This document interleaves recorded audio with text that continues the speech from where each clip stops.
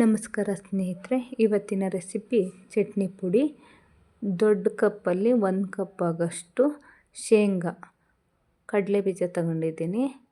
ಅರ್ಧ ಕಪ್ ಆಗೋಷ್ಟು ಹುರಿಗಡಲೆ ತಗೊಂಡಿದ್ದೀನಿ. 8 ರಿಂದ 10 ಒಣಮೆಣಸು, ಸ್ವಲ್ಪ ಹುಣಸೆಹಣ್ಣು, 5-6 ಇಳಕು ಬೆಳ್ಳುಳ್ಳಿ, 8 ರಿಂದ 10 ಎಲೆ ಕರಿಬೇವು ಸೊಪ್ಪು, ರುಚಿಗೆ ತಕ್ಕಷ್ಟು ಉಪ್ಪು ತಗೊಂಡಿದ್ದೀನಿ. ಹೇಗೆ ಮಾಡೋದು ಅಂತ ನೋಡೋಣ. ಸ್ಟವ್ ಆನ್ ಮಾಡಿ ಒಂದು ಪಾತ್ರೆ ಇಟ್ಟಿದ್ದೀನಿ. ಅದಕ್ಕೆ ನಾನು ಶೇಂಗಾ ಕಡಲೆ ಬೀಜನ ಸೇರಿಸ್ತಾ ಇದ್ದೀನಿ. ಇದನ್ನು ಚೆನ್ನಾಗಿ ಹುರಿಯೋಣ. ಚಿಕ್ಕ ಉರಿಲಿ ನಿಧಾನವಾಗಿ ಇದನ್ನು ಹುರಿಬೇಕು. ಇದನ್ನು ಹುರಿದ್ಬಿಟ್ಟು ನಾನು ಒಂದು ತಟ್ಟೆಗೆ ಇದನ್ನು ಹಾಕಿ ಇಡ್ತಾಯಿದ್ದೀನಿ. ಮತ್ತು ನಾನು ಅದೇ ಪಾತ್ರೆಗೆ ಇಟ್ಬಿಟ್ಟು ಇದಕ್ಕೆ ನಾನು ಹುರಿಗಡಲೆನ ಹಾಕ್ತಾಯಿದ್ದೀನಿ.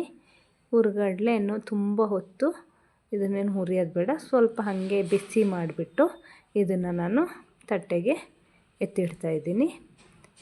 ಅದೇ ಪಾತ್ರೆಗೆ ನಾನಿವಾಗ ಒಣಮೆಣಸನ್ನು ಎತ್ತಿಟ್ಕೊಂಡಿದ್ವಲ್ವ, ಆ ಒಣಮೆಣಸನ್ನು ಹಾಕಿಬಿಟ್ಟು, ಇದು ಸ್ವಲ್ಪ ಮೆತ್ತಗಿರುತ್ತೆ, ಸ್ವಲ್ಪ ಗರಿ ಗರಿ ಆಗೋ ಥರ ಹುರಿಬೇಕು ಇದನ್ನು. ಅದಕ್ಕೆ ನಾನು ಇವಾಗ ಬೆಳ್ಳುಳ್ಳಿ ಹೆಸಳನ್ನು ಇಟ್ಕೊಂಡಿದ್ವಲ್ವ, ಅದನ್ನು ಸೇರಿಸ್ತಾ ಇದ್ದೀನಿ. ಅದನ್ನು ಸ್ವಲ್ಪ ಹುರಿದ್ಬಿಟ್ಟು ಇದಕ್ಕೆ ನಾನು ಹುಣಸೆ ಹಣ್ಣಿದು ಇತ್ತಲ್ವ, ಅದನ್ನು ಹಾಕ್ತಾಯಿದ್ದೀನಿ. ಹುಣಸೆ ಹಣ್ಣನ್ನು ಹಾಕಿ ಸ್ವಲ್ಪ ಹೊತ್ತು ಹುರಿದು, ಆಮೇಲೆ ಇದಕ್ಕೆ ಕರಿಬೇವಿನ ಎಲೆ ಇತ್ತಲ್ವ, ಅದನ್ನು ಹಾಕಿಬಿಟ್ಟು ಇದನ್ನು ಸ್ವಲ್ಪ ಹೊತ್ತು ಹುರಿದ್ಬಿಟ್ಟು ಇದನ್ನೆಲ್ಲ ಸೇರಿ ನಾನು ಅದೇ ತಟ್ಟೆಗೆ ಹಾಕಿ ಇಡ್ತಾಯಿದ್ದೀನಿ. ಇದು ಪೂರ್ತಿ ತಣ್ಣಗಾಗಬೇಕು. ತಣ್ಣಗಾಗೋದಕ್ಕೆ ಬಿಟ್ಬಿಟ್ಟು ಆನಂತರ ನಾನು ಒಂದು ಮಿಕ್ಸಿ ಜಾರ್ಗೆ ಇದನ್ನೆಲ್ಲ ಹಾಕ್ತಾಯಿದ್ದೀನಿ.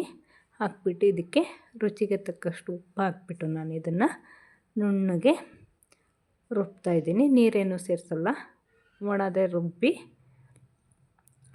ಚೆನ್ನಾಗಿರೋ ಪುಡಿ ಆಗುತ್ತೆ. ನೈಸಾಗಿ ಮಾಡಿದರೆ ಪುಡಿ ಬರುತ್ತೆ, ಚಟ್ನಿ ಪುಡಿ ರೆಡಿ ಆಗುತ್ತೆ. ಇದನ್ನು ನಾವು ಒಂದು ಬಾಕ್ಸಿಗೆ ಗಾಳಿ ಆಡದಿರೋ ಥರ ಎತ್ತಿಟ್ಕೊಬೇಕು. ಇದು ದೋಸೆ, ರೊಟ್ಟಿ, ಚಪಾತಿ ಎಲ್ಲ ಚೆನ್ನಾಗಿರುತ್ತೆ. ನೀವು ಒಂದು ಸಲ ಟ್ರೈ ಮಾಡಿ. ನಮ್ಮ ವಿಡಿಯೋನ ಲೈಕ್ ಮಾಡಿ, ಶೇರ್ ಮಾಡಿ, ಸಬ್ಸ್ಕ್ರೈಬ್ ಮಾಡ್ಕೊಂಡು ವಿಡಿಯೋ ನೋಡಿ. ವಿಡಿಯೋ ನೋಡಿದ್ದಕ್ಕೆ ಧನ್ಯವಾದಗಳು.